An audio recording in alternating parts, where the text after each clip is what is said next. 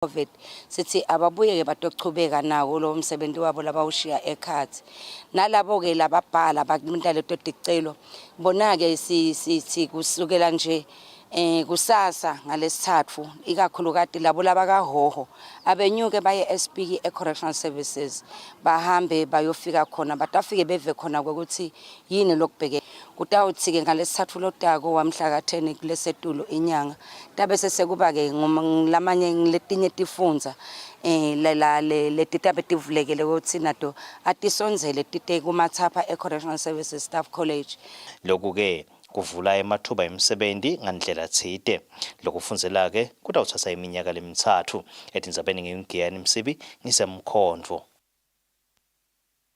Lobe unemandla uhambisana nemvula ushiye emakhaya lambalwa kaMjekuza enkundleni yaseMadlanga empisi angenaliphahla lo moya uhlasele ngemgcibelo etithubade ensimbi esithathu entsambama Ucopho wemphakathi wasekukhulumeni isifiso onqumalo uthi kwanyalo angetulu kwelishumi emakhala atsinzekile kulomoya lobeyohambisana netimvula lohlasele ngemgcibelo kulembela sondvo lesisuka kuyo loshayeta indzawo letfake ekhatsi ntamakuphila Mjekuza kanye nasehola sefika lezoshawushane lo moya ngicabanga ukuthi ngethuba dabo 4 lahusha vele laphindze lana ke baphephuka lamakhaya labanye ukhancembu nendlu yinye kude lenye la ekhaya vele bahleti ebaleni sibonga ke baka National Disaster basukumele etulu baka NDMA nebaka Red Cross befikile itolo cishe bato responda kulawo makhaya lawo ke nekubanika lokulabangabanika kona amanye alamakhaya esifike kiwo sikhanze isimo sisibi tindlu tisele tingenaliphahla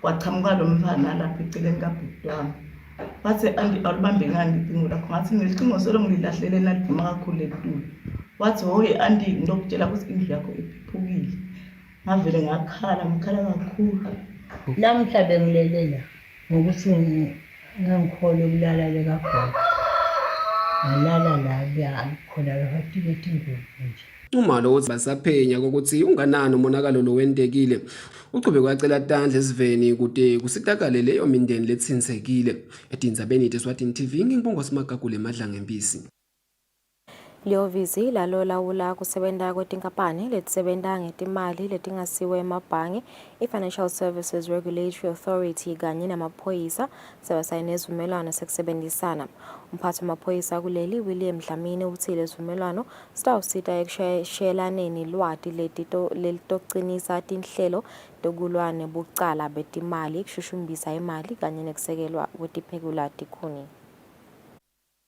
Umphathi ehhovisini lalolawula kusebenta kwetinkampani letisebenta ngemali letingasiwe emabhange i-Financial Services Regulatory Authority Ncamiso Ntshalo uchaza ngebumcoka besivumelwano lesekusebenzisana emkhathisini kwelihhovisi lakhe kanye nemaphoyisa Sinelithemba National Commissioner ukuthi nasiphuma namhla sebakhonyana lesitawukhona nje vele sisheshe sibasonzelele ngawo lamagunya alolihlakala namhla so labo vele commissioner laba conductor umsebenzi wangala ka financial services without authorization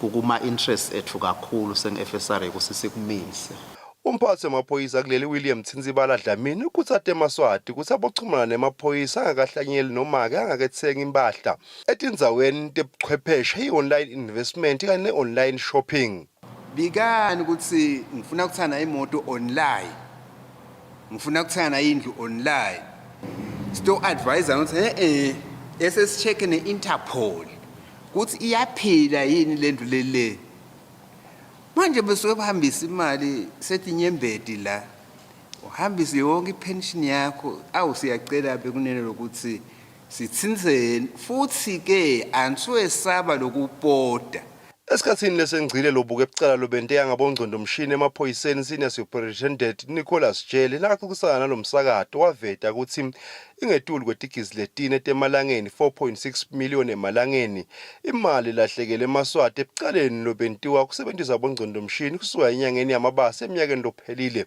uye eminyangeni yendlovu lenkulu kulomnyaka losetulu etindzabeni kubika Fortune Dlangamandla inakiyane Msibi Sembabane Sive semphakathi wase-Eswatini 1 sithi leli bandla alinake indzaba yokuthengwa kwamavoti. Lesive sithi kucala ngesikhathi sekubhaliswa emakhetfa athenga abantu bakuletinye tindzawo ukuthi babhalise emiphakathini yabo ukuthi batawubavotela. Lesive besikhuluma ngesikhathi leli bandla lifundzisa ngelikhetfo. Ngelisomvo umphakathi wase-Eswatini 1 ngaphansi kwenkundla yaseNgwempisi ngilomunye lovakashele libandla letelukhetfo neminceleti inkundla i-Elections and Boundaries Commission EBC emsebentini wekufundzisa sive ngetigaba letahlukene telikhetfo. Setethuliwe tifundvo sive semphakathi wase-Eswatini 1 sibhekise imibuto saphathisa netincomo kulo lelibandla. Lukhetho lwakangwane luphazanyiswe ikakhulu ukuthenga amavoti. Ayathengwe amavoti ayidlala. Lokuthenga lamavoti kucala khona lekubhaliseni. Baqala basuka baye kumbe lemafemini. Afika athi tsanoni wase-Eswatini 1 wethu. Kwateke ukuthi umuntu lofika alale leParliament adonswe ngemsila abuye lakhaya atawulala lakhaya. Angalali le abe adla imali kude imphumelelo. Ucetha lo msindo ukuthi umuntu ukhanze kuthi uyakhuluma ethi vele ningigijimisa mahala ngikhethwanga ngini. Asimadi lo muntu ukuthi usebentela abantu ngophela vele mangaba akakhethwanga ngithi utawusebentela labamkhetha. Komshana waleli bandla Rejoice Nzinisa unikete timphendvulo kuso lesive. Lena nje ukuthi ifanele lo mmango uyibike katinkundla kuthi salahlekelwa ngumuntu uthine la. Ngoba yahola lo muntu. Yahola ngenyanga yahola. Atinkundla ababutwe ukuthi uphi bani namshonisa IBC wamnika nine nase nimshonisa kuphi. Lo msebenzi leli bandla wekufundisa sive ngelikhetfo uqala eminyakeni lophelile kanti leli bandla kumanje livivinya luhlelo lwancomvomshina lokubhalisela lukhetfo kude lukhetfo lelive lihambe kahle. Etindzabeni ye-Eswatini TV kubika Samkelisiwe Khoza kanti tifombe tichamka ebandleni letelukhetfo neminceleti inkundla. Ibandla labacondzisi lenyuvesi yamaNazarene Southern Africa Nazarene University nekuthunywa nguhulumende welakuleli seyimemetele ukuthi Dr. Faith Mlotha Mngomezulu senguye lisekela lemphathi wale nyuvesi. Kusuka ngenyanga yeLweti eminyakeni wa 2020 Dr. Mlotha bekasolo abambele isikhundla sokuba lisekela lemphathi kule nyuvesi. Sihlalo welibandla labacondzisi lenyuvesi yamaNazarene Southern Africa Nazarene University SANU Dr. Nkosinathi Nkambule uthi bethemba ukuthi Dr. Faith Mlotha Mngomezulu utawukhicita abafundzi labatawukhona kucala emabhizinisi kunekufuna kucashwa. Utawusakhela tifundvo letitawufundva kaSANU. Tifundwe ngendlela yokuthi bantwana bahambe bayodala imisebenzi la ngephandle. Wenyuke umnotfo welive nelive futhi liphume enhluphekweni yekuba nebantwana labafundzile labaswele umsebenzi.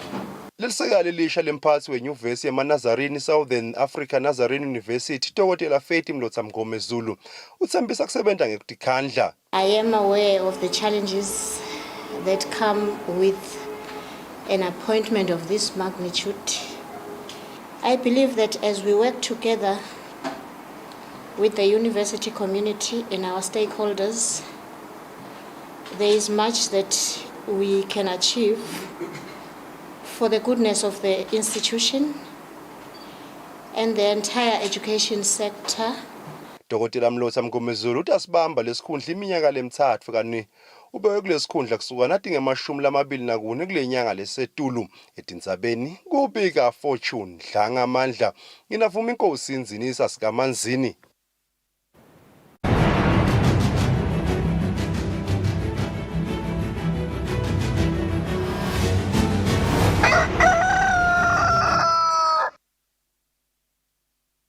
Kutemidlalo umceceshi lomusha welikhethelo lesive lemidlalo wekhilikithi yayajiwa uthi utimisele kusita live lakangwane liphakame emidlalweni wekhilikithi. Jiwa lotalelwa eveni laseNdiya uthi live lakangwane liyingcenye yemave lanelithalenta. Abekhulumana lomsakato eMilkans Country Club. Yayajiwa lotalelwa eveni laseNdiya senguye umceceshi lomusha welikhethelo lesive lemidlalo wekhilikithi. Jiwa lo wake wacecesha live leTanzania phambilini uthi live laKangwane linalo lithalenta sibili futhi ke utimisele kulisita lelive licale kuchudzelana nemave emhlaba. I'll make sure they must be in a discipline, they must be hard workers, they must learn fastly. Then that achievement is there. It's not a big deal. Only need to for their commitment. I think you see Swazi people now they must start playing cricket now. Because mostly African countries they're only interested in soccer. But I feel like African guys they are very good in cricket. So I hope I must come here and I must work with them, must bring them up. You see, this is my main point. So let's work together. Let's hope everything goes well according to my plan and according for good for Swaziland. Zenzele emazibuko lobuke kusebenta kwenhlangano yemidlalo wekhilikithi yaphinza yabuketa inhlelo tekutfutfukisa lo mdlalo. Uthi Jiwa utawusita live kakhulu ngelwati lanalo aphinze asite nasetinhlelweni tekutfutfukisa lo mdlalo. Ngekuthi unema level ema qualification levels akhe asetulu and are recognized ku ICC. Sibuye ukuthi tawusita na ku development like kulama teams ethu lesitoba na under 19 kuma females naye sitawusebenzisa yena. Siphinzele okunye lokumcoka kakhulu ukuthi sitawukhona lokuthi ngelwati lwakhe akhone ukuthi sibe nabo bocoach lesinabo eSwatini. Asilekelele ekutheni ukuthi labo coach lesinabo la eSwatini ba improve le level yakwazi bafike kulesigaba lesi yena lakiso. Umsebenzi wakhe wekucala Jiwa kutawuba ngesikhathi yamikisa likhethelo lesive emidlalweni yema-ACA Africa T20 Cup Qualifiers latawubanjelwa eveni laseNingizimu Afrika kusukela mhla ka-20 kuya kumhla ka-25 enyangeni leSetulo. Live laKangwane lingaphansi kwa-Group B kanye nelive laseMalawi kanye neMauritius. Kubika Sifiso Nxumalo, umbiko ohlanganiswe nguFabrice Msonera eMbabane. Likhethelo lesive lemidlalo yokubhukusha selisukile kuleli lalibhekisa eveni lase-Angola kungenela imidlalo yema-2023 Cana Zone 4 Swimming Competition edolobheni leLuanda. Lelikhethelo lihambe netinhlambi letilishumi nesithupha. Le midlalo itawucala mhla ka-3 kuya kumhla ka-7 kule nyanga. Likhethelo lesive lemidlalo wekubhukusha selisuke kuleli lalibhekisa eveni lase-Angola kuyawungenela imidlalo yema-Cana Zone 4 Games yalonyaka edolobheni leLuanda. Lelikhethelo lihambe netinhlambi letilishumi nesithupha. Ngekusho kwamengameli wenhlangano yemidlalo wekubhukusha lapha eveni Herman Jele, lelikhethelo balinike insaye ukuthi libuye ekhaya linedimendlela letinyenti. Kule midlalo leyadlalwa eminyakeni lophelile leyabanjelwa eveni leZambia. Lelikhethelo labuya nedimendlela letingetulu kwaletisiphohlongo letifaka ekhatsi teligolide. Lelikhethelo besolo lichubeka nemalungiselelo esimunye emavikini lamabili lendlulile lapho khona latfola nelithuba lekufundziswa ngebungoti bekusebentisa tidzakamiva.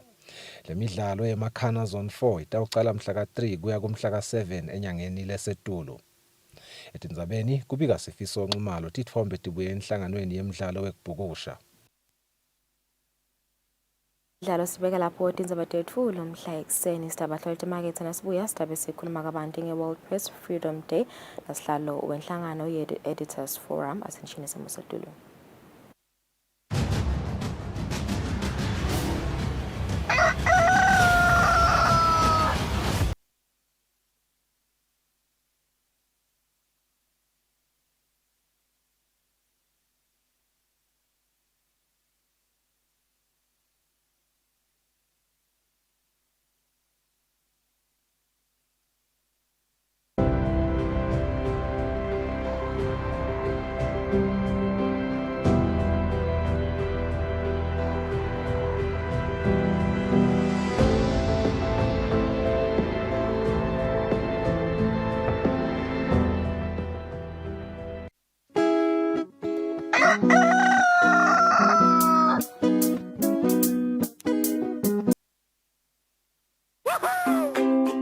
Pay your TV license quickly and easily with MTN Momo. Simply dial *007 *3 hash and select option 8 for TV license. Enter your national ID number as your reference and the amount you wish to pay. Then enter your PIN to confirm your payment. Once your payment has been made, you'll receive a confirmation SMS of your payment. If you're a first-time payer, you get another SMS for your TV license. So legalize your entertainment from the comfort of your home. Pay your TV license the easy and convenient way with MTN Momo. Everywhere you go, MTN.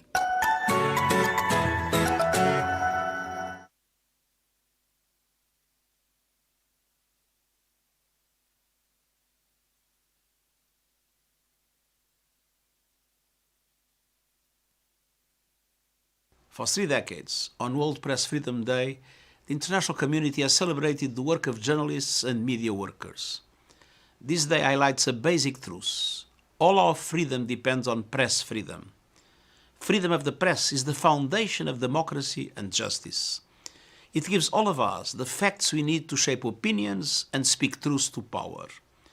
And as this year's theme reminds us, press freedom represents the very lifeblood of human rights. But in every corner of the world, freedom of the press is under attack. Truth is threatened by disinformation and hate speech seeking to blur the lines between fact and fiction, between science and conspiracy. The increased concentration of the media industry into the hands of a few, the financial collapse of scores of independent news organizations, and an increase of national laws and regulations that stifle journalists are further expanding censorship and threatening freedom of expression. Meanwhile, journalists and media workers are directly targeted on and offline as they carry out their vital work. They are routinely harassed, intimidated, detained, and imprisoned. At least 67 media workers were killed in 2022. An unbelievable 50% increase over the previous year. Nearly 3/4 of women journalists have experienced violence online, and 1 in 4 have been threatened physically. 10 years ago, the United Nations established a plan of action on the safety of journalists to protect media workers and then the impunity for crimes committed against them. On this and every World Press Freedom Day, the world must speak with one voice. Stop the threats and attacks. Stop detaining and imprisoning journalists for doing their jobs. Stop the lies and disinformation.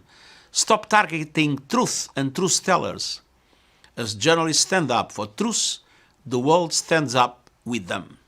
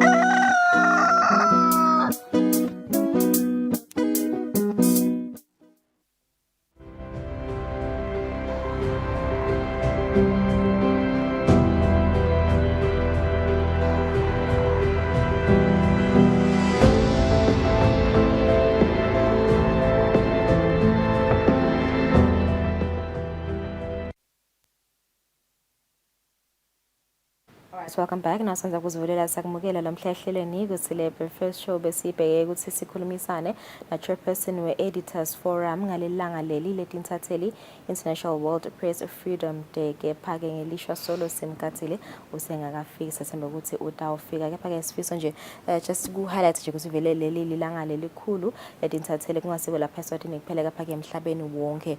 I think nje information lesiyitfolako lana le kokwa report ye committee to protect journalists kuyavela lokho ukuthi vele tintatheli solo tidibana nato letiningi, especially emaveni nje lale kubo Middle East, bo Asia, bo Ukraine nje tintatheli tiyabulawa.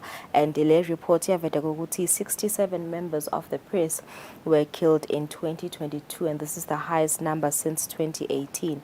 This is according to the annual report from the Committee to Protect Journalists. Yavela ukuthi at least 41 journalists or more than 60% were killed in retaliation for their work. A motive for the other 26 are being investigated by the CPJ. So I want to specifically vele violence solo ikhona, the conflict solo ikhona, because lamanye amave vele ukhanze ukuthi ama journalists ahamba ayo-reporter impi njengoba yendeka. So vele they are at risk. Langa lelikhulu ke leli leku-celebrate imisebenzi le yenziwa ngitoti intatheli. And I think that is the biggest responsibility of a journalist, ukuthi imfaka vele ebungotini ukuthi you report things when they happen and as they happen. Nakumnanzi, you are there. That's a privilege. You get, sometimes you even get free passes to prestigious shows.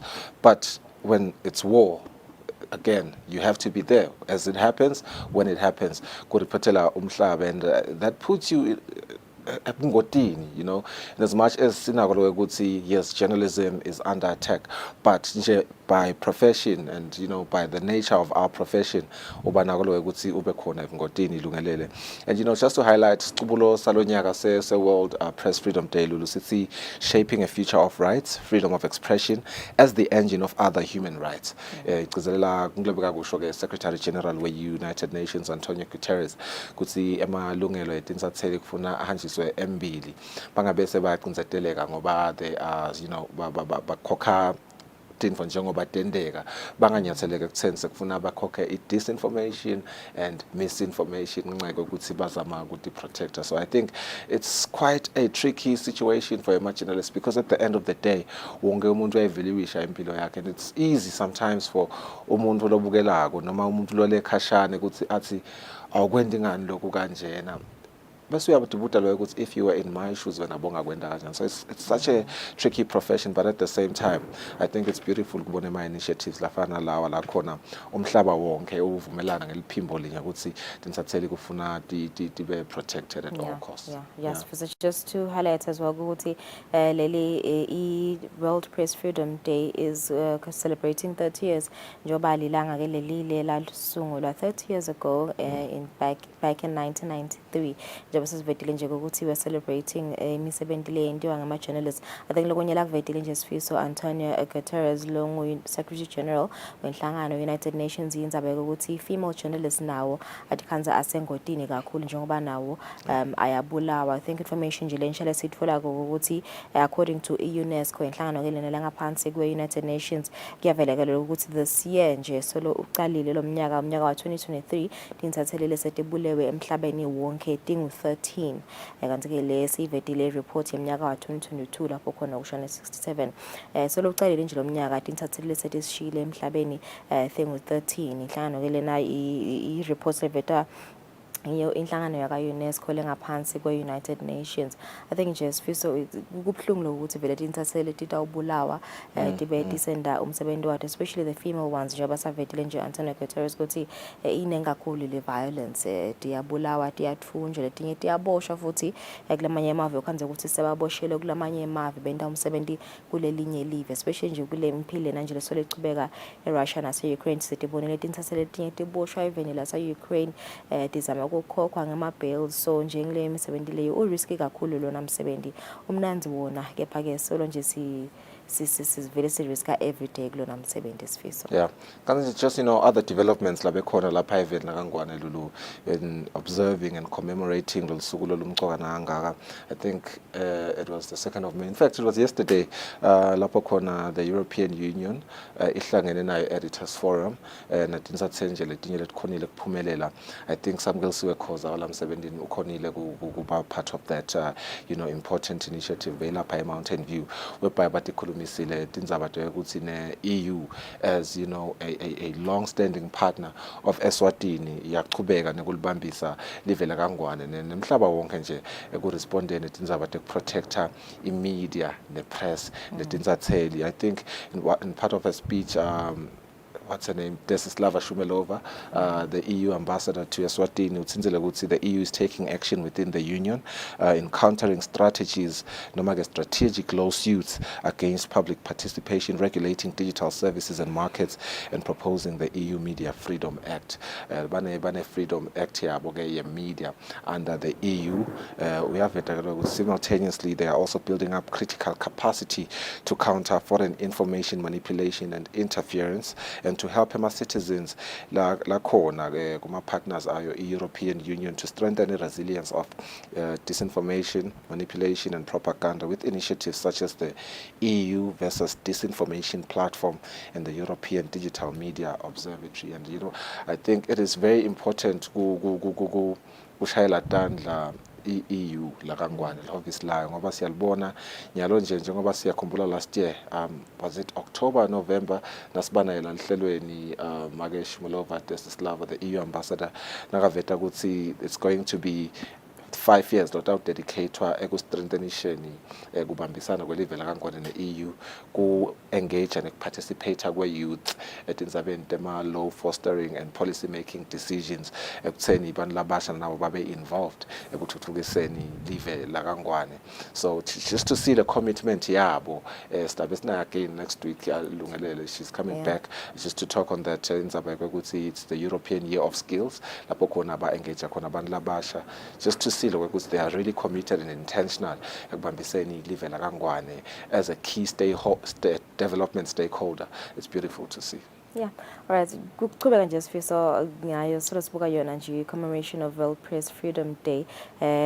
Solo nje sibuka i-report yenhlangano i-UNESCO yavete ukuthi le report yavete ukuthi half of the journalists killed basuke batargetiwe ba off duty and some are attacked while traveling noma bakuma parking slots or other public places lapho khona ba-assignwe khona noma bangaka-assignwe kiwo. So the report also warns that this implies that there are no safe spaces for journalists even in their spare time. Yeah. So yabona ukuthi vele uma ngabe sebayakwati nje sebakuthagetile vele batakubulala sifiso. Yeah. So UNESCO continues to say despite progress in the past 5 years, the rate of impunity for journalist killings remains shockingly high at 86%. Yeah, and I think it's a moment of reflection for us Lungelele as broadcast journalists and broadcast presenters. Lapha even lakangwane, it's a great moment of reflection. I'm saying this because if sibuka lokho ukuthi kwentekani kulala amanye amave njengoba solo site, I think I've cited a few as well, and mbukele emakhaya bayatibonela what's happening in other countries, your Somalia, your Ethiopia, your what is it, your Ukraine, your Russia.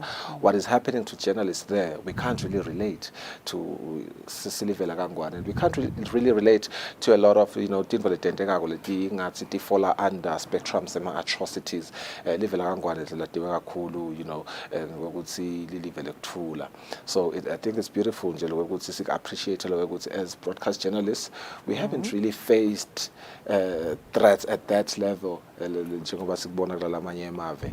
And as a broadcast journalist myself, I take it as a moment of reflection and a moment of appreciation. And I'm hoping ukuthi sisaqhubeka senta imisebenzi yelive siyipress yonke nje live lakangwane, journalists will continue to be protected across all forms of abuse lengaqhamuka to ama journalists. Yeah, Bujalas Fuso, and we are here to speak to our senior journalist, LinkedIn Gule, later after 7-9. Nje kuva nje kabanti nje imibono yakhe ngendlela noma ngenzemali eseyihanjwe ngilo level yaseSwatini ngone siqiniseko sokuthi tintatheli the reporter angalokukhulekile, and of course nasi sifiso kunengisa sikondile singumsakazo nje eSwatini TV kuzama ngone siqiniseko sokuthi tintatheli the reporter angalokukhulekile sesi develop kakhulu. We have regional reporters now kunenje lesikwendile so sizabe sikhuluma na LinkedIn ngakho konke lokho namhla ekseni. Yeah, Nzabema, regional reporters, Lula. I think it's one of the most critical developments Labekona Eswatini TV, and I was happy to be amongst, the very first few journalists Laba placed Guma region. I think it exposed me to, a lot, going out there, Lema Pandleni, Lema Kaya, Sifunza Sasashiselo, and Sak appreciate kakhulu logo. And that collaboration and cooperation, Sisasebe and Dagututugisa Sifunza Sasashiselo. I'm speaking from a very personal experience right now. Utikanza Wakebile with the regional administration office, the regional commissioner Abu Market Bonsile Mzini. So I think the regional administrator right now is Babe Peter Mamba. Then you have your station commanders, all these people Banvu Labamkwa Kulu in developing Difunza, njengoba bekiwe nje ma title abo anayilo regional something. And so creating that relationship kuthuthukisa sive kubona abantu le maphandleni bakufokotela ukuthi yathi sisito siyalithola. It's also many people bakhelwa tindlu through Bosicalisa Foundation and a lot of other organizations like Connect Basita, and other stakeholders alive lafana nabo Red Cross, just responding to the plight of the people in the city, the marginalized people, or rather laba vulnerable laba lema phandleni. It has been beautiful to see ukuthi tinsatheli talakangwane tingakhona kufinyelela lema phandleni kuthuthukisa live lakangwane. Yeah, I know sisiza mina nje kuniketa nje just an insight of lilanga lelikhulu namuhla, the 3rd of May, which is World Press Freedom Day. Sasibahlothe makithi sidaba sichubeke nehlelo.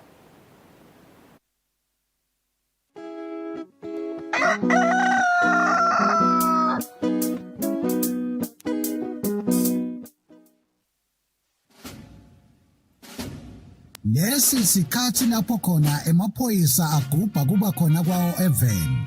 Kulapho kukhuthathwa khona sive ukuthi sike sihlale phansi sibuke bomcoka bemaphoyisa empilweni yabantu. Siphindze sibuke indlela letinsha tekuphepha kubo bonke bucala lobuveta sihloko. Sive sakangwane siyakhunjutwa ukuthi singawafaki emaphoyisa etinkulumeni tepolitiki ngoba liphoyisa alingeni futhi alingenelani nepolitiki. Emaphoyisa alwa nebucala netingoti temgwaco kuphela nje. Ingako emaphoyisa athi wonke umuntu eveni akahlale ngaphandle kwekunceneka ukuthi angahle ahlaselwe tilwane tasendle. Umuntu lohlala eSwatini akatiphilele atisebentele ngaphandle kwekwesaba kuhlaselwa kwemucwa nekucekelwa phansi kwempahla yakhe. Nawe wena lophathekile emaphoyisa athi digulele kahle uze uphile ngaphandle kwekuphatamiseka. Lokungenteka ngekuthi tidlova tingene tihlasele labo labakunakekelako kuleyo ndlu. Sivele sihlakaniphile nguleso lesiphakamisa kusebenta kwemaphoyisa nabo bonke labalwa nebucala. Ngale kwaloko timbungushe tiyawuwangenela emazinyane kungenamuntu ekhaya. Lo mlayeto niulethelwa ngemaphoyisa embube abambisene nomsakato wetithombe.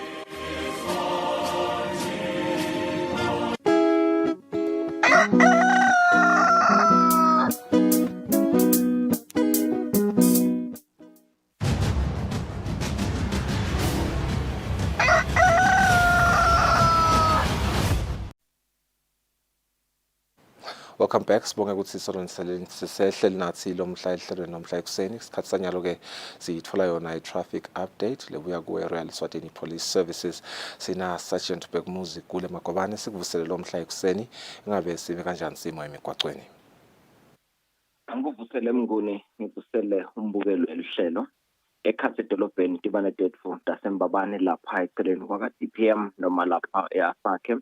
Lapha etule Building Society bomadlenya building ati7 letibane leto netibane leti lapha e4 square na ubuka sona stage semabhasi kukhuthaza nje kakhulu bekunene ukuthi sitaladi lesisetshenziswa abafundi kakhulu ikakhulukazi labawelela lapha ngesheya kubo St Francis bo Evangelical awube kunebantwana labancane kakhulu labajuba wona umgwaqo asendeke isiqiniseko sokuthi sihamba ngetimodolo siyalinciphisa litubane siyema kubaniketa lithuba lokuwela ngalokuphephile kanti emgwaqweni wethu lomkhulu losuka khona lapha ekeni laseNgwenya uyawuphuma lapha endasi kumathapha siyakhunjula sive kusinakhona asicaphele lapha eTulu kumalagwana ukuthi cooling station emaloli lamakhulu solo ayemiswa lapho lathatha ke umzila longasenxele kanti kuyona leyo ngcingwana kusukela nje lapha ngasemagesini ubheke khona lapha eTulu ngabomba kwelitsha ngoba ngakunature kunanaba labasilungisela wona ke emalambu lasekhathi nekhathi nemgwaqo nakhona ke umgwaqo uyancipha lapho nhlangothi tonke siyacela ke sibekunene sichubeke sishayele ngalokukhulu ukucophelela nekuveta ke ukuthi sikhumbude ukuthi lo yamgwaqo lohamba lapha eceleni kwabo icourt noma ke iskoti yophuma khona edolobheni lapha kuSomhlolo Road leso sitaladi leso solo siyakhiwa bekunene kunetinzawana letiningi letivaliwe kuleyo ngcingwana leyo letenda ke ukuthi ke ugege mhlambe umgamu loyaba msanyana usabheka ngakhona lapha ku St Marks lesi kukhuthatako yesheshe usuke ekhaya noma ke sisebenzise tona ke letinye titaladi letingenda ukuthi kuhamba kwakho kube ngiloko lokulula kumathapha tisebena kahle tibane kanjalo nalapha kamanzini noko sitaladi sethu lapha kamanzini lesisuka lapha eRimani Center siye lapha endasi lapha ku satellite bus rank nawenyukela khona lapha ubo Pick and Pay sivaliwe ngalokuphelele so imotolo tonke kulolu hlangothi lichamuka Bongwane Park Bolidwana siyawusebenzisa nange Dr Hind Road lokungumgwaqo lonyukela lapha eTulu esibhedlela esikhulu saseNazarene noma ke lokukanye umgwaqo lomunye lesingawusebenzisa nange Southern Distributor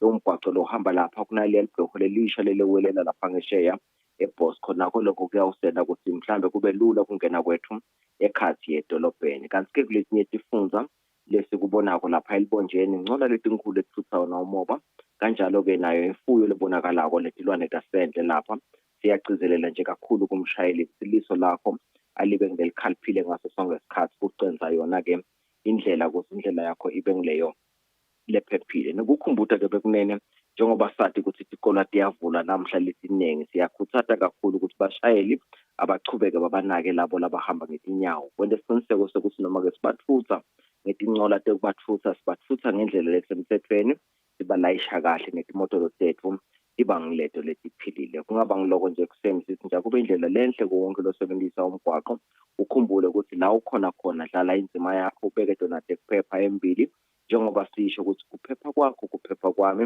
nasikanye kanye sibambisene sawukhona ukunciphisa bona buqala nato tingoti temgwaqo siyabonga kakhulu mngoni ngifisela kusebenza lokuhle line umsakazo elibandla lobambisene nalo labonjinela nesizwe seMaswati sisifisele lona lilanga lelihle siyabonga kakhulu Singakhuluma kwabana isikhathi sakho lamhla ekseni sibonga ukuthi sawukhumbule necwayisa labashayeli betimotolo noma abachube betimotolo ekutheni kusavulwa isikole bacaphele kakhulu abantu besikole emigwaqweni nalani ke sinifisela usuku loluhle nisachuba umsebenzi welive lapho emigwaqweni siyabonga makwabane it is 54 minutes after 6 sibahlola imarket uma sibuya sichubeka nelihlelo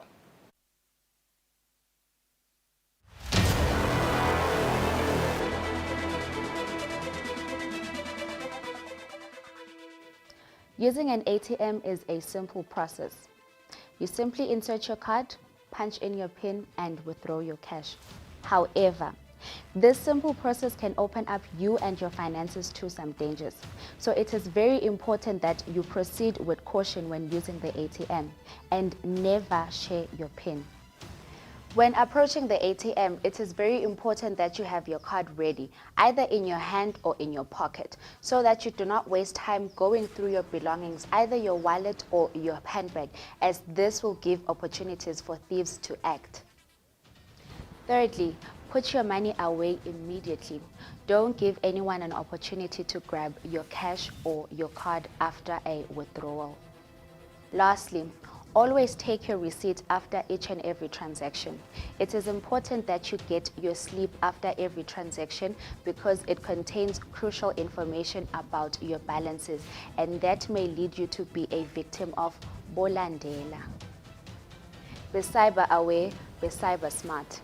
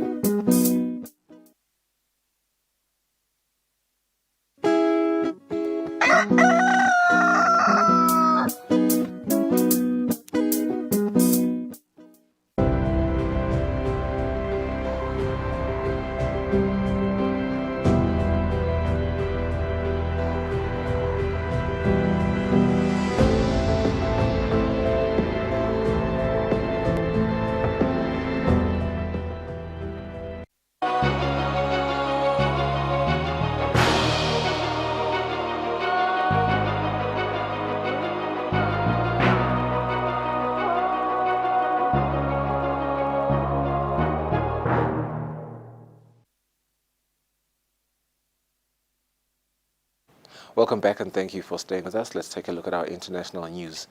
The United Nations warned more than 800,000 people could flee fighting in dire conditions in Sudan, where explosions again shook the capital in violation of the latest truce extension that was agreed by warring generals. Egypt, in an Arab League emergency meeting in Cairo, proposed a draft resolution that called for an immediate and comprehensive cessation of fighting. An emergency Arab League meeting for the second time, with Sudan topping the agenda. Although nothing concrete came of the gathering, Sudanese authorities called on the Arab League's member states to condemn the Rapid Support Forces, the paramilitary force battling Sudan's military in Khartoum. Sudan is still suffering from the violations and attacks that have been committed by the rebel Rapid Support Forces militia on government facilities, military sites, in various residential neighborhoods, in government institutions, hospitals and schools, despite the existence of the truce proposed by the Saudi and American sides. Both Saudi Arabia and the US are leading efforts to find a diplomatic solution to the conflict. Sudan's two rival camps have already agreed to a ceasefire, overseen by both countries. But the UN says neither side is respecting the agreement. None of the ceasefires has been respected in total. They have all been respected partially and sometimes only in some locations and not in others. There is a slight glimmer of hope, though. On Monday, the UN said the two warring generals had agreed to send representatives to negotiate, potentially in Saudi Arabia. Sudan's war has forced 100,000 people to flee over its borders, and fighting now its third week is creating a humanitarian crisis. United Nations officials said as gunfire and explosions echoed across the capital despite another ceasefire deal. The conflict risks morphing into a broader disaster as Sudan's impoverished neighbors deal with a refugee crunch, and fighting hampers aid deliveries in a nation where two-thirds of people already rely on some outside assistance. Exhausted and anxious, people fleeing fighting in Sudan wait in the country's main seaport, hoping to escape. A group of Americans were among the lucky few on Monday, leaving by ship to Saudi Arabia. It's tough, it's stressful. We've been tired. I couldn't sleep for like 2 days, and I have to pay everything from my own savings. It's really difficult situation. Thousands more Sudanese and foreigners have flooded Port Sudan with no guarantee of leaving. Sudan is living through a moment of real terror. Real terror. I'm talking about dead bodies in the streets. We smelled the dead bodies as we were coming from Khartoum. Russia's armed forces says it is evacuating more than 200 people on military transport planes. And over the past few days, South Africans, Jordanians, and Somali citizens have also been able to escape. But for Sudanese without dual nationalities, more than 100,000 have made the dangerous trip across borders. Still others cannot afford the expensive journey and are forced to shelter with dwindling supplies of food and water. The United Nations warns that 800,000 people could flee. As you know, it has been more than 2 weeks of devastating fighting in Sudan, a conflict that is turning Sudan's humanitarian crisis into a full-blown catastrophe. More than 500 people have already been killed and thousands wounded by airstrikes and gunfire. As fighting continues in the capital, the UN says Sudan's warring generals have agreed to send representatives for negotiations. The announcement of a 7-day ceasefire in Sudan's troubled capital is being welcomed. But what happens now? Washington says officials continue to engage with Khartoum as the African Union does the same. Here's a report. After more than 2 weeks of fighting that has killed hundreds and caught up millions of ordinary people in the middle, a long-awaited break. The leaders of both of Sudan's armed factions on Tuesday announced a 1-week ceasefire to allow for talks. The State Department says they have been seeking a ceasefire for weeks. Every time that this ceasefire is extended, it allows us to continue to work hand in hand through the auspices of the Quad, through the auspices of the AU, IGAD, and the UN to get us to a durable cessation of hostilities that will hopefully take us back to what we believe is the will of the Sudanese people, and that is a transitional government. President Joe Biden had previously called the violence unconscionable and called for an immediate and unconditional ceasefire and unhindered humanitarian access. The United States evacuated its personnel last month and temporarily suspended embassy operations. On Tuesday, the White House said it remains engaged. We remain in close contact with the Sudanese military and civilian leaders to see what we can to help them identify a path to reach a sustainable cessation of hostilities that include humanitarian arrangements, and we are engaged at the highest levels regularly. And in Addis Ababa, the African Union said Tuesday that they too are hard at work on the problem.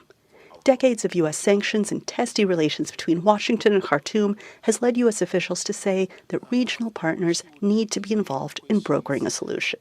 We have agreed on the necessity to intensify collectively and individually all our effort to reach as soon as possible a complete, unconditional, efficient, inclusive ceasefire all over Sudan. United Nations agencies say the fighting has displaced more than 334,000 people in the country and sent tens of thousands more fleeing to neighboring countries. And aid agencies say they expect a massive exodus of more than 800,000 refugees. As night falls in Khartoum, many are wondering, is this just a break or a breakthrough? In America, President Biden is trying to avert a government default that could rattle world financial markets. The president has invited congressional Republicans to the White House on May 9th to discuss the standoff over raising the debt ceiling. The Treasury Secretary, Janet Yellen, is warning that if no agreement is reached, the United States could default on its obligations as soon as June 1st. Here's a report. The clock is ticking. U.S. Treasury Secretary Janet Yellen on Monday warned that America could run out of money to pay its bills as early as June 1st.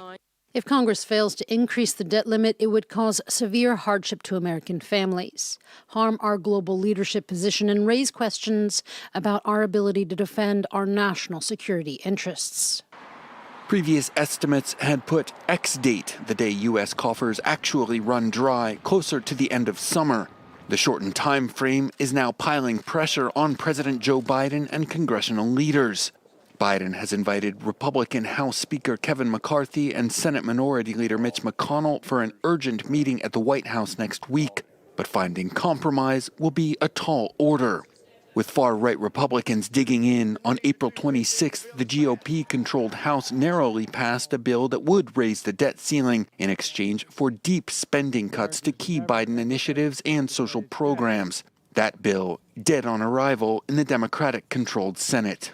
Republicans' Default on America Act poses two terrible choices: either default on the debt or default on our country.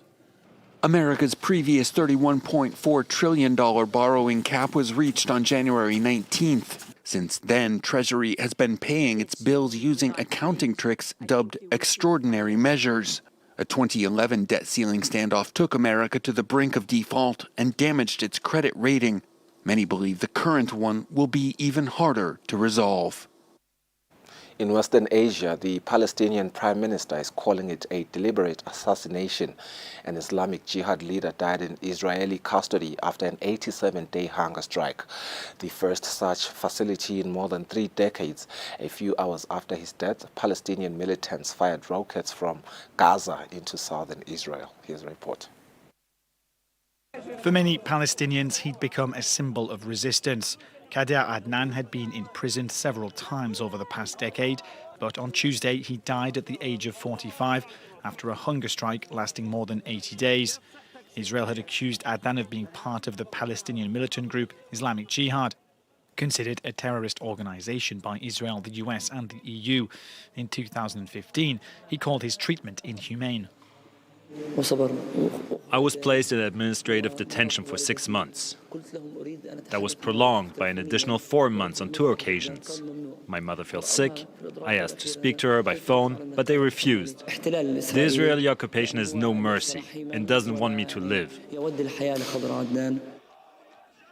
Kader Adnan had started a new hunger strike back in February, just after being imprisoned again.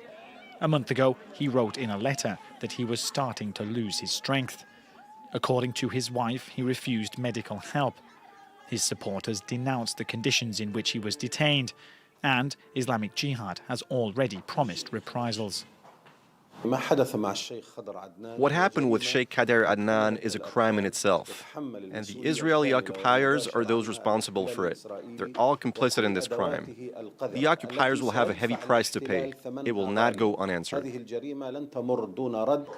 Hamas and Islamic Jihad militants fired several rockets from the Gaza Strip into southern Israel a few hours after his death. The Israeli military said it had responded with tank fire, sparking yet another volley of rockets from inside the Gaza Strip. Still in Asia, in Afghanistan, protesters took to Paris streets this week, demanding the international community refuse to recognize the Taliban. The demonstration comes as the United Nations convened conference is underway in Doha on how to engage with the Taliban. Here's a report. Afghan protesters in front of UNESCO's office in Paris are asking the international community to refuse to recognize the Taliban as a legitimate government of Afghanistan. This as the United Nations convened a 2-day closed-door conference this week in Qatar of special envoys from various countries to reach points of commonality on how to engage with the ruling Islamist group. Many of the protesters fled Afghanistan after the Taliban's return. They say the group has not fulfilled its promises. It was decided previously in Doha that the Taliban would allow women to work and attend school and university. It didn't happen. It has been 2 years since the Taliban's return, but girls still can't attend school. Under the Taliban, women in Afghanistan are banned from education, work, and solo long-distance travel. They are barred from going to gyms and public parks. Afghan women have been protesting the Taliban's oppressive measures against them since the group's return to power in 2021. In my opinion, any negotiation with these people is a mistake. Demonstrators are demanding the international community pressure the Taliban to uphold their promises, including respecting women's rights and forming an inclusive government. If any government is going to be recognized, it should be made up of all these segments of the Afghan population, particularly youth, women, and Afghanistan's different ethnic groups. No country has yet recognized the Taliban as the government of Afghanistan, even though there are accredited Taliban diplomats working with 4 countries: China, Russia, Pakistan, and Turkmenistan. We bring focus now to Africa, Central Africa in particular, where in Democratic Republic of Congo, rebel attacks are on the rise in one of the country's lesser-known insurgencies, that in Ituri province. 8 farmers were killed by Codeco militants on Sunday. Over 500,000 people have been displaced over the past few months since the armed group ramped up raids. Once bustling with patients, the wards of the Drodro village hospital are now completely empty. Strolling through deserted corridors, Dr. James Samir is one of the few who decided to stay behind following a recent surge in violence in eastern DRC's Ituri province. Since mid-March, the population has fled the area. People were scared with everything that was going on in the region. Even our patients left. Locals began fleeing the area in March ahead of a rumored advance by Codeco, an armed group claiming to defend the interests of local Lendu communities. Many sought refuge in camps scattered across Ituri province, which provided scant protection against further attacks. Our village was attacked by armed men. I escaped to a camp nearby. But that camp was also targeted, and I had to flee again. That's why I came here. In the Roe refugee camp, now the size of a small town, health workers were doing their best to provide medical care, but also much-needed psychological support. These are traumatic experiences for them. Some were victims of sexual violence. Others saw people being killed or maimed. That's why they need our support. A farmers' cooperative turned militia, Codeco is one of dozens of armed groups that have destabilized eastern DRC in the past 2 decades. According to the United Nations, over 500,000 people have been displaced in Ituri province alone since the start of the year. A new poll shows that the war in Ukraine has hurt not only Russian efforts on the front lines, but also the country's reputation worldwide. Here's a report. Gallup research published this week on April 25th shows Russia's global image has taken a hit around the globe following the invasion. Gallup asked people in 137 countries to give their view of Russia's leadership. We saw approval ratings drop to their lowest level that we've measured since we've started collecting these data. Globally, approval of Russia stood at 21%, was actually 1 point lower than in 2014 with the situation with Crimea. But the bigger part of it is that we saw that disapproval just skyrocketed to an unprecedented 57% worldwide. Not surprisingly, the highest levels of disapproval are among the countries that directly support Ukraine. In the US, 93% of respondents disapprove of Moscow's actions. In Canada, 91% of respondents. In Poland, 95%. And in Ukraine itself, 96%. In 2021, 31% of respondents in Latin America disapproved of the Kremlin's actions. In 2022, that number reached 61%, even though Costa Rica was the only country in the region that joined global sanctions against Moscow. In Latin America, despite generally a neutral position staked out by leaders in those countries, that we see the populations in Latin America have soured on Russia. So that means that both the positions of leaders in that region and Russian propaganda efforts have not been working with the populations there. The poll also showed a high level of concern among many countries in Eastern Europe, including former members of the Soviet Union. Kazakhstan maybe is the interesting one, where we see the approval of Russian leadership has dropped from 55% just in 2021 to 29% in 2022. That is a big drop. And part of that is reflective of President Tokayev's negative attitude toward what Russia has done. He has not supported the invasion. But in general, I think it is the countries that neighbor Russia that have always been the most concerned about Putin's designs on them, about his intentions. The poll also asked about some of the planet's other heavy hitters.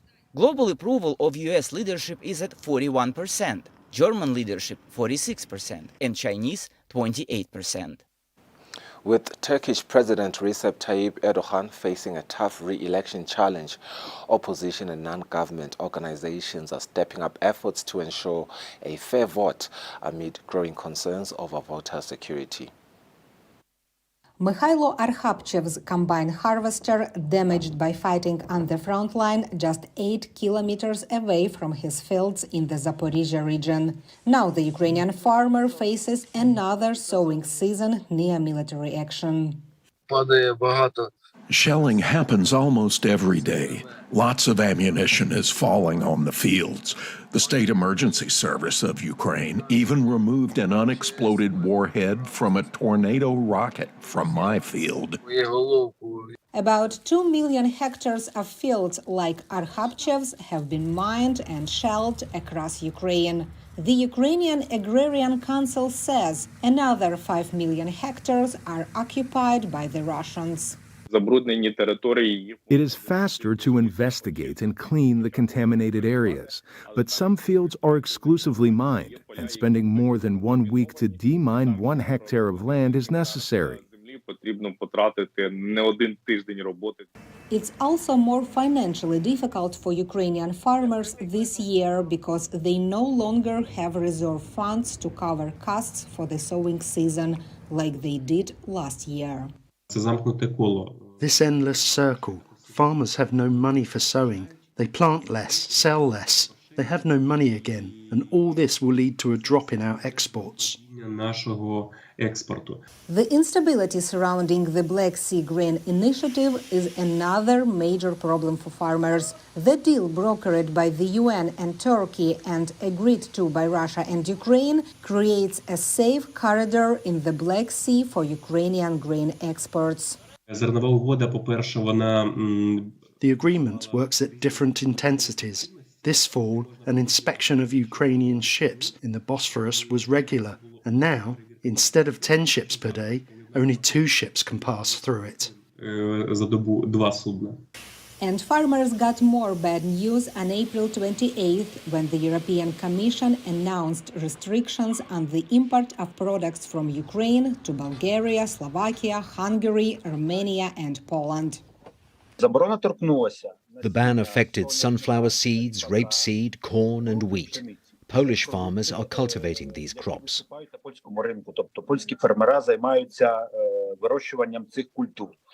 Ukraine's agricultural sector is a leading exporter of grain, so experts fear a shortage could lead to a food crisis. It means the lack of large batches of food like grain crops, including oilseeds from Ukraine, which the world needs so much. The countries that use the Ukrainian grain group the most, Africa, Asia, and the Middle East, will be limited in the amount of grain they can purchase. According to the Center for Food and Land Use Research, before Russia launched its war in Ukraine in 2022, Ukraine harvested about 108 million tons of grain and oil crops. The center says this year it is expected to harvest half as much. The story that you just watched is actually the sowing season is in full swing in Ukraine despite a series of significant challenges that farmers face as Russia continues its war on the country. The agricultural industry faces minefields, instability with the Black Sea Grain Initiative, and a ban on the export of 4 key products to 5 European Union countries. Now we are going to go back to the story that we read earlier before this sowing seeds story. With Turkish President Recep Tayyip Erdogan facing a tough re-election challenge, opposition and non-government organizations are stepping up efforts to ensure a fair vote amid growing concerns over voter security. It's busy in the Istanbul office of the non-partisan election monitoring group, Türkiye Gönüllüleri. Staff are recruiting volunteers to make sure they have enough people to cover Turkey's general elections on May 14th. Now in the 81 cities, we're organizing the system. In each voting area, we are having a Türkiye Gönüllüleri person in each school. We need at least 200,000 people. At the moment, we haven't reached that point yet. The group trains staff through telephone support, online videos, Zoom, and face-to-face meetings. The monitors learn how to collect voting numbers at polling stations and to collect those figures to ensure the official results are accurate. As a young person, I cannot live the way I demand, I cannot live the way I desire, and that is why I want to protect my vote and ballot box's duty here, because there are many security gaps. Opinion polls indicate an increasingly tight presidential and parliamentary election. The government says all steps have been taken to ensure a fair vote. Despite this, officials say there are still concerns about voter security. Türkiye Gönüllüleri has recruited a team of lawyers who will help monitor the vote. Volunteers are also being sent to Turkey's earthquake-struck Hatay region. Those who remained here have concerns, saying, I wonder if our votes will be stolen. I wonder if there will be someone who will protect our votes. As volunteers, we are doing whatever we can to ensure that the election is held in a fair way. We currently have nearly 1,000 volunteers here. We've allocated them to voting stations. Observers say Tukia Gunuleri, along with other election monitor groups working with political parties, played a key role in helping to ensure 2019 votes were fairly counted in a hotly contested Istanbul mayoral election. The outcome of that poll resulted in Erdogan's party losing its decades-long domination of the city. Officials say the 2019 Istanbul vote has motivated some to watch the polls more closely. Instead of thinking everything is going to be bad, you have to go to your school or wherever you're voting and follow what people are doing. That's the main idea, actually. As parties step up their campaigns, some observers say the role of election monitors could be pivotal to the outcome of the polls.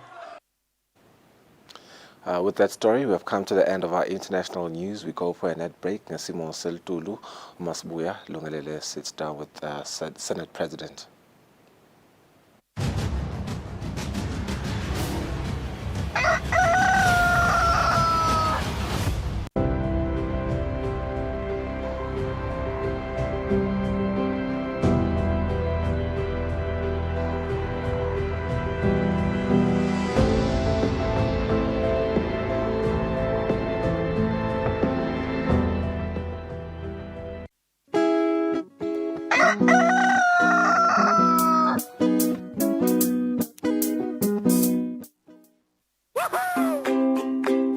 TV license quickly and easily with MTN Momo. Simply dial *007 *3 hash and select option 8 for TV license. Enter your national ID number as your reference and the amount you wish to pay. Then enter your PIN to confirm your payment. Once your payment has been made, you'll receive a confirmation SMS of your payment. If you're a first-time payer, you get another SMS for your TV license. So legalize your entertainment from the comfort of your home. Pay your TV license the easy and convenient way with MTN Momo. Everywhere you go, MTN.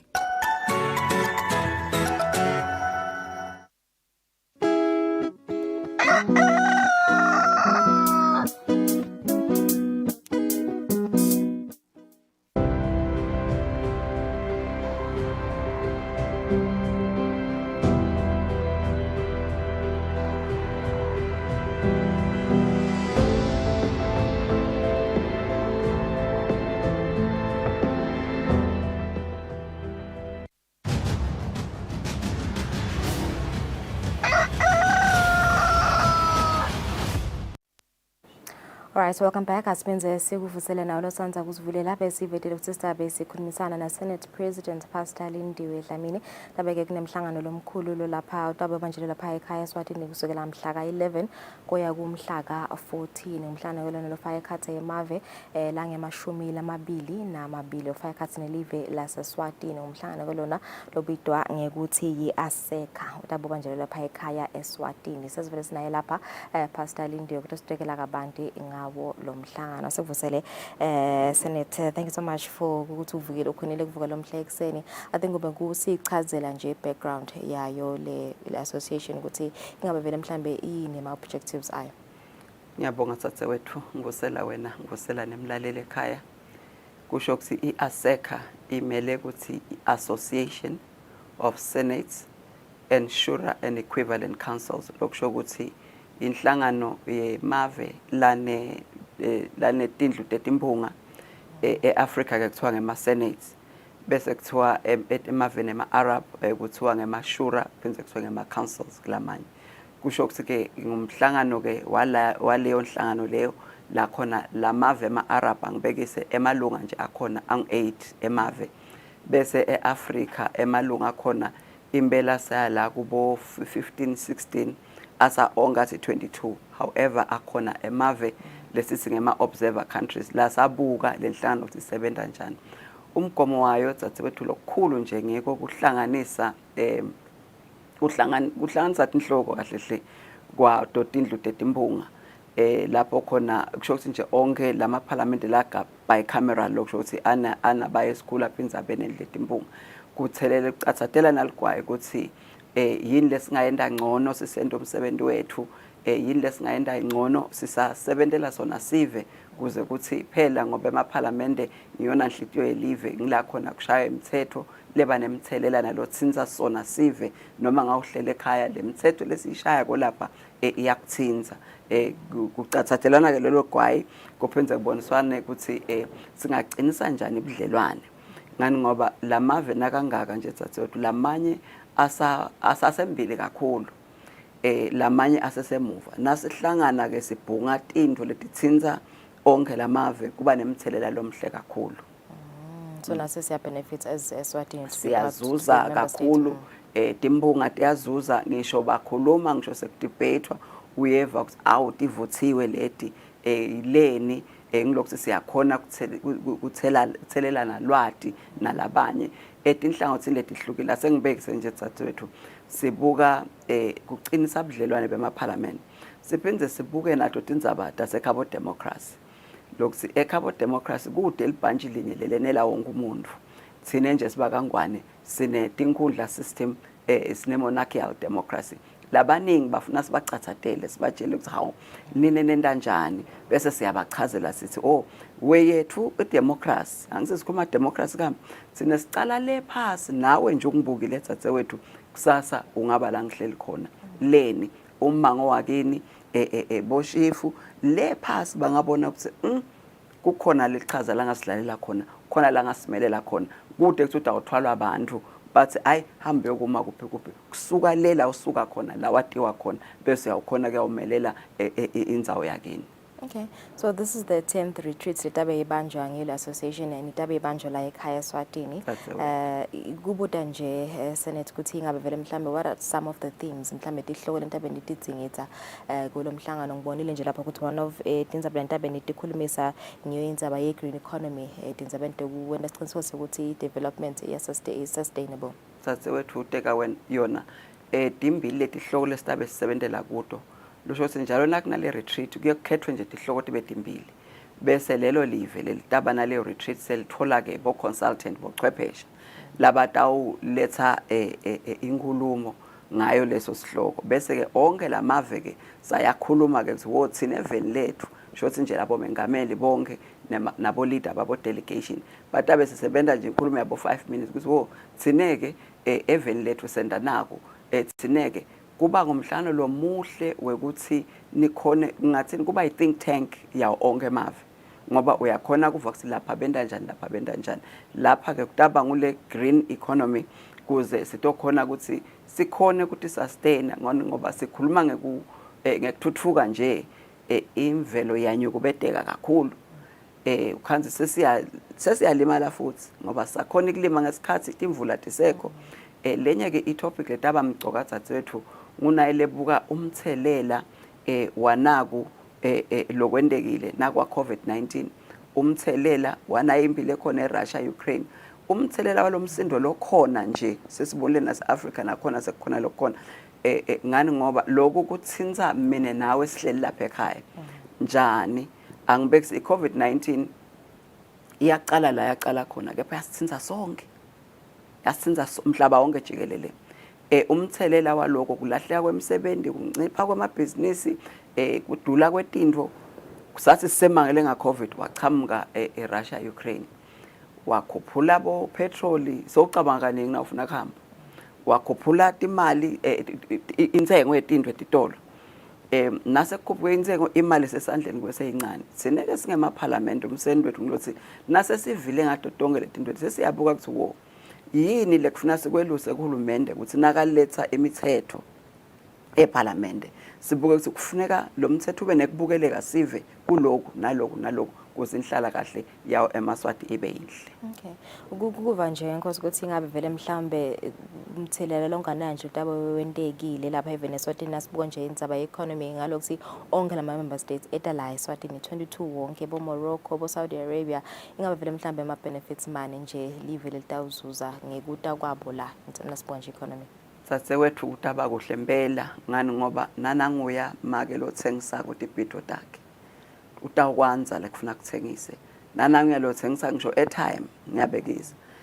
Nananguya lothengisa emagcebesha akhe lothengisa imvunulo lothengisa into lezide letikhanga bonke bekuhamba nemahotela lombala utaba mkhulu umkhicito lotaba khona eveni. Siyayijabulela dzadzewethu umhlangano lenjengaleya ngoba yenta imali ikhona ukugicika eveni ngoba ukukhanze ukuthi kulukhuni nje kulesimo semnotho. So imihlangano lenjena iba nemthelela lomuhle kakhulu ngisho bo petrol batabe basebenza kakhulu kutaba kuningi impela sekungaba ngonje kucela kuzo sive semaswati ukuthi awu ekhana netivakashi nani niyentiphathe kahle tivakashi emaswati ke dzadzewethu ayatiwa ukuthi bantu laba batithanza kotivakashi bani labanenhlonipho asibamukele kahle babuyele emuva abajabulile basho bathi awu la kangwane lihle kakhulu kahle hlena lelisasasa lekuta lapha likhulu kakhulu lamave atabe amaningi impela bonke bafuna kutobona emasiko ethu bonke bathi la kangwane lehlukile kunalamanye amave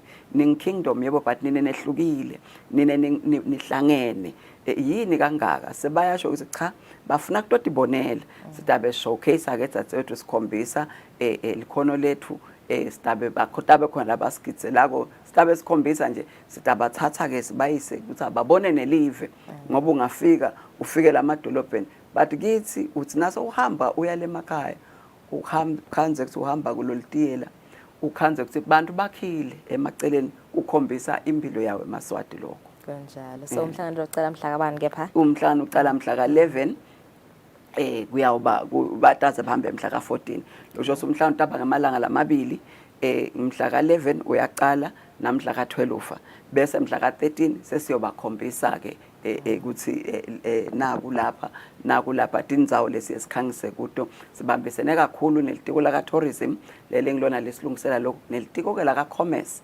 lesibambise kakhulu ngoba lamavela ngaka elithi la commerce aselitokhangisa ukuthi yini emathuba emabhizinisi emavela ngatowenda eveni la kangwane sikhanza ungathi awu babanjelwe impela ngoba nabahambile ukhanza babone emavela amabili lamathathu lamangakepha lapha angi22 onke ala kangwane but awukhombisa ke imsebenzi yabo sikhuluma nabo baka Setco sikhuluma nabo baka APA sibambisene nalo litiko la commerce nelaka tourism through tourism authority futhi labanye nakutahamba kahle nkosi batawufuna ku-investa la eSwatini akungabateki phela lokho dzadzewethu kungako sithi the commerce nali lithuba lemazulu ungasathi bambeleli inkosi yekunene yelihlanga ithi lo mhlangano kawudela bayawubanga emavela amaningi awubanga ngako bathi nabathi bafuna la seSwatini sagijima sathi ngwenyama nduna bathi bafuna kuta kunalila khona kunene baticelela bona baticelela sabathi hawu ngomnyaka welukhetho lona kithi bathi nani kanga ngoba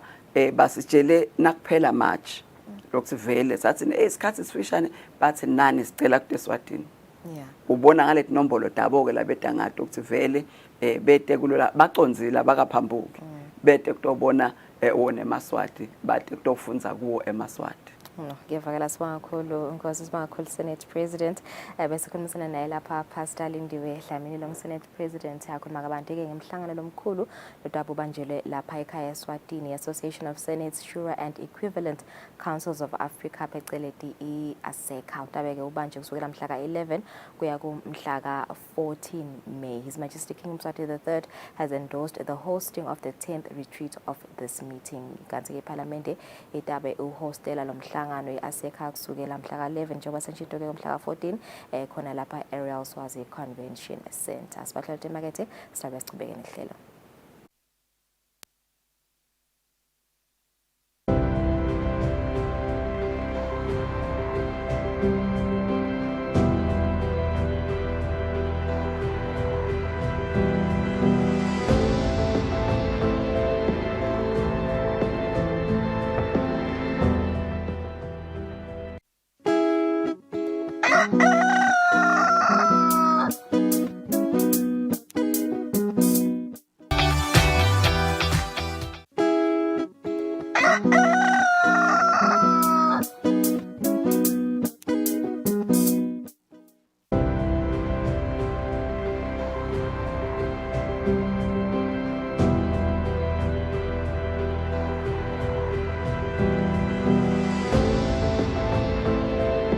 click on Eswatini TV. Number 3, after you had entered on Eswatini TV, look for Tindzaba or KPS. And while you're at it, don't forget to like, subscribe, and ring the bell button to get notifications of our video uploads and streams. And lastly, enjoy the stream. Stay home and watch Eswatini TV. Stay safe.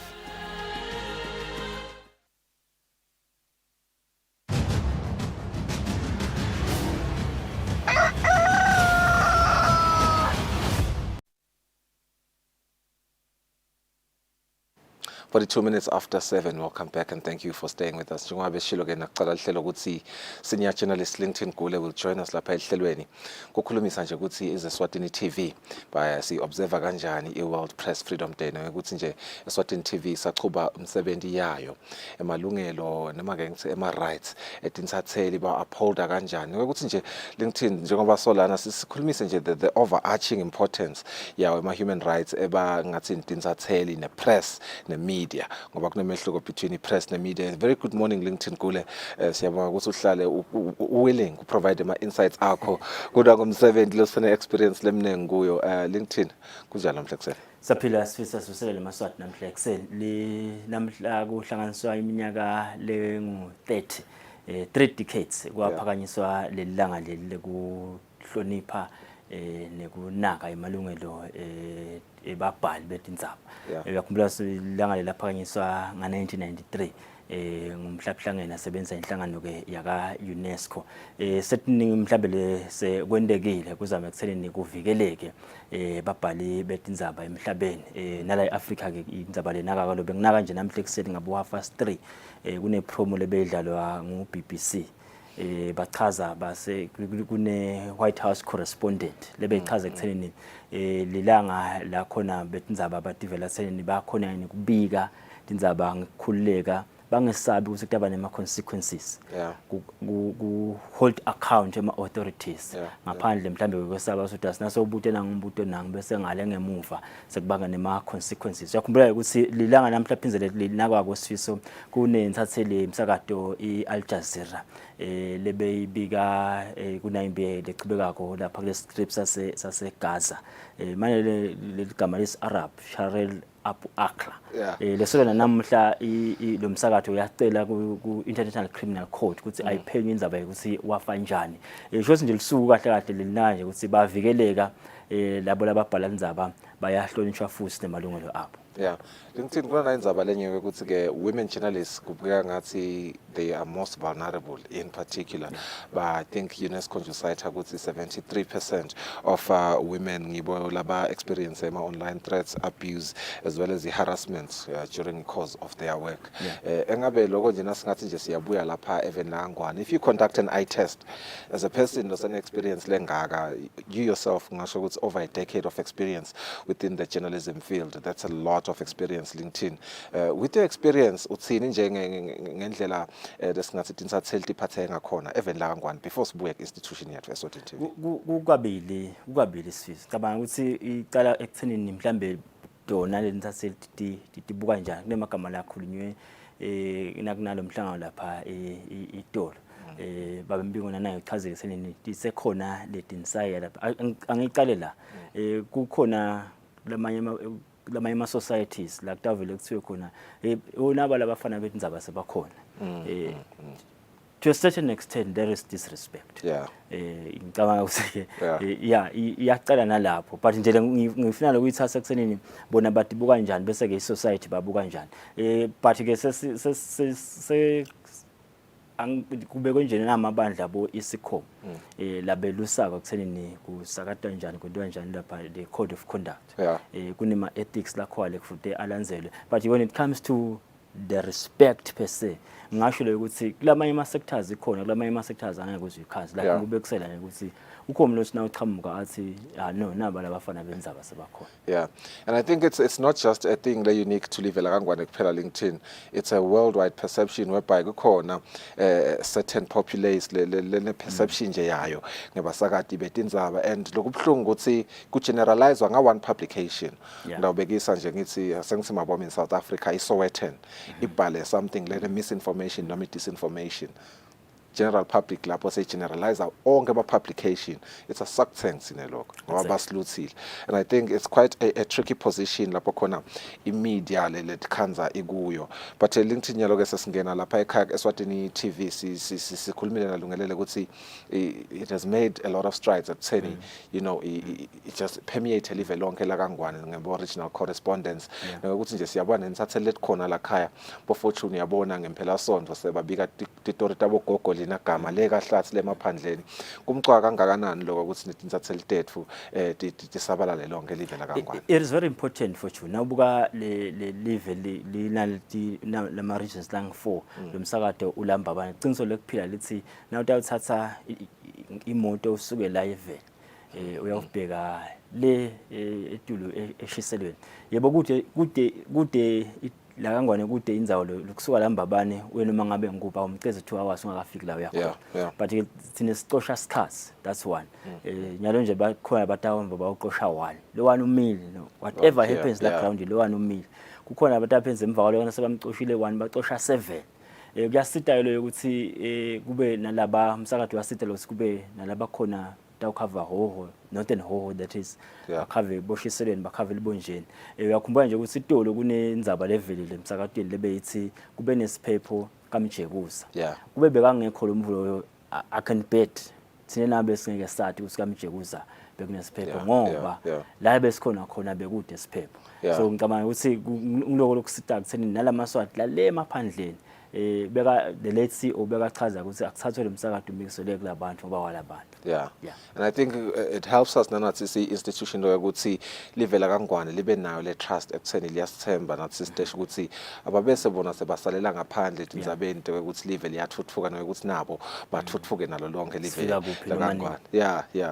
It's very important. Ngiyibonile ne promo uma nyenda ipromo yalapha station, let's say kwanje I think angathi noma kusho wena lapha kule promo ukuthi sifika etindzabeni when the news happen and as they happen sibonile nakufika umkhuhlane i-COVID-19 letinye timo red valley 11 lapho khona basakadi Eswatini TV babe visible baba present tinvo disendeka LinkedIn. I think sesingeva nje parting words akho on this very important day for press and media lapho khona kubukwa khona i-freedom yayo i-press ne media. Mina sifiso bengathi ngaphandle yokuthi ukhombe inkhanga la embili it always begins with you. Lo yokuthi umuntu omunye futhi akubuka njani cala ngalosoni mhlawumbe ukuthi atibuka njani bengathi nje mina sisachubeka sisebenda kuyaba mcokovelelo ukuthi sitinake nanaso lo yokuthi singabe sisahamba khona yini emaqinisweni. Uthi bambingo itolo chairperson we-Editor's Forum nanoma kusenemithetho lapho akhanza ukuthi lemile khona kufanele ibe aligned with the constitution of this country. Kuyaba mcoka nalo yokuthi kusenteka konke lokho but nato letinsatheli they must be true to themselves. Baye basilabanye ku-calling lento kuba libido man lokusukhona lokusimhlambe ukwende but njengathi I think it's a beautiful day. Sethemba lo sibonke inhlango sethu ithinsekako etindzabeni de ku protect human rights etinsatheli we strive ukuthi abe protected disebende ku environment lekahle. Labanye bayakhuluma ukuthi there's no media freedom in this country what.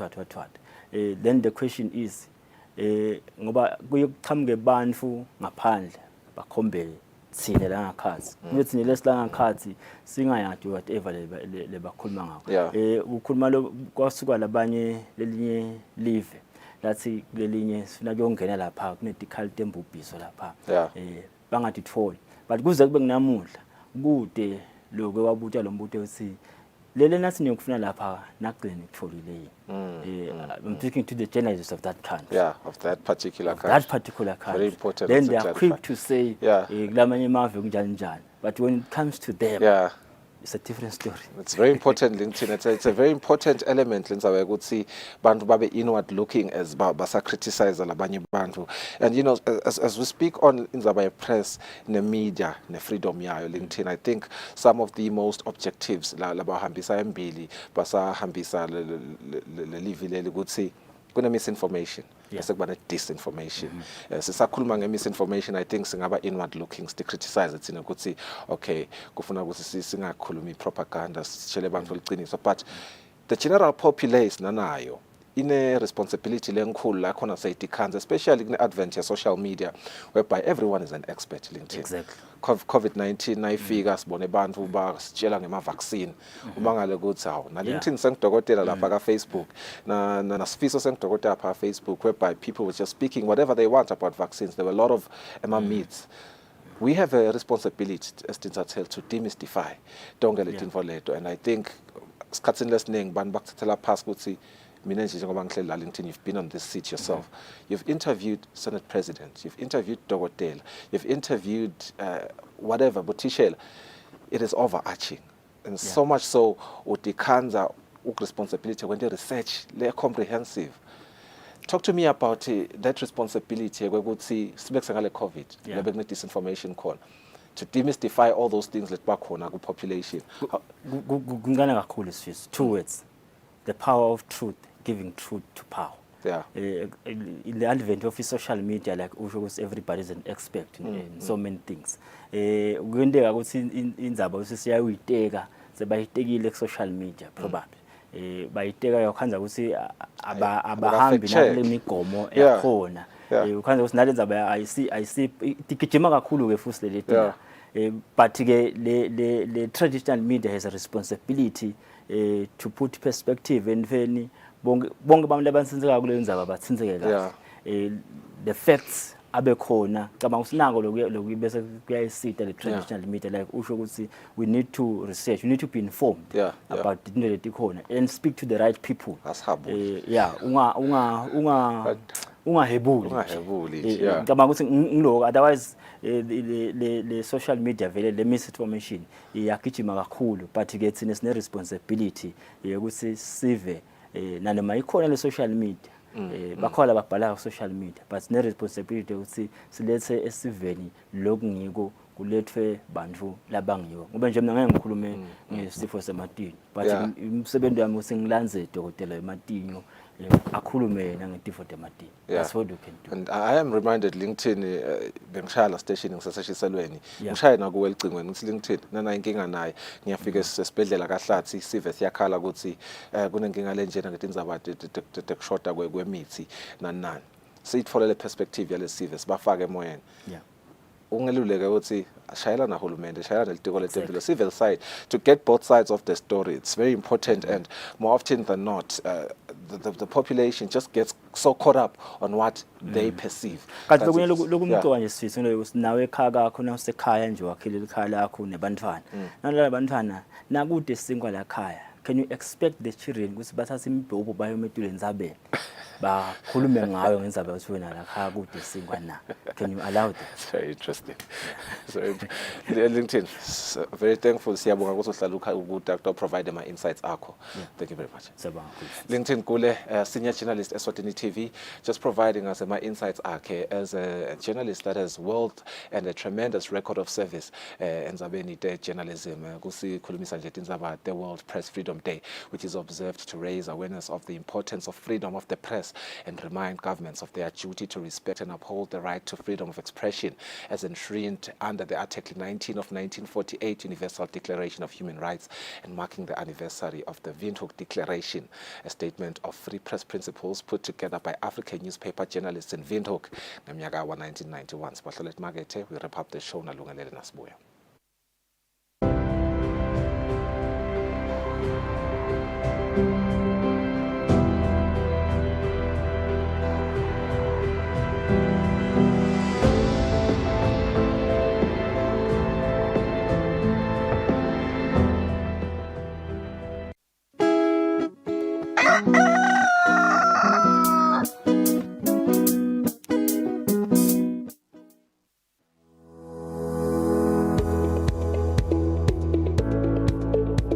Why should we pay our TV license? The content on our local television is actually more up to date. The industry is enhanced. It is a criminal offense not to pay your TV license and attracts a fine of 500 emalangeni or 6 months imprisonment. And the industry is definitely blooming, ladies and gentlemen. So that's what we have for you. But we'll be right back just after the break, and we'll give you more of Miss V. pay my TV license. That's why I can enjoy the benefits of an enhanced industry and keep track with recent transformation. Mommy, who paid for a TV license and what are they paying for? The owners of TV set and a gadget with a tuner like DVD set have to pay. Pay your TV license at NetBank with the details provided on screen. Or use your cell phone via the mobile money pay. You could also visit your nearest post office and pay there. Pay your TV license via Eswatini Mobile Imali. Any TV device retailer can purchase a license to trade. Pay your TV license and enhance the industry.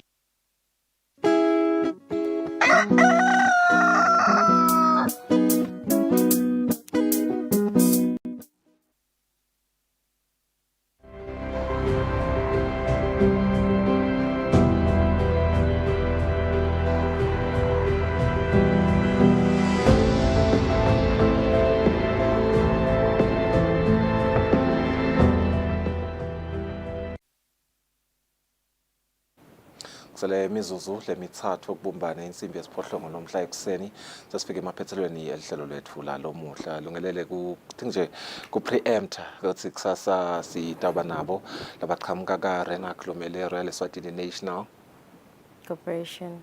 Airways. Correct. No, ngiyakwiza kancane lungelele. But yeah, sitaba nabo kusasa just to speak on some of the developments laqhubekako lapha. Sitawukhumbula ukuthi they have launched 2 wema routes already. Laqhamuka in 2 phases.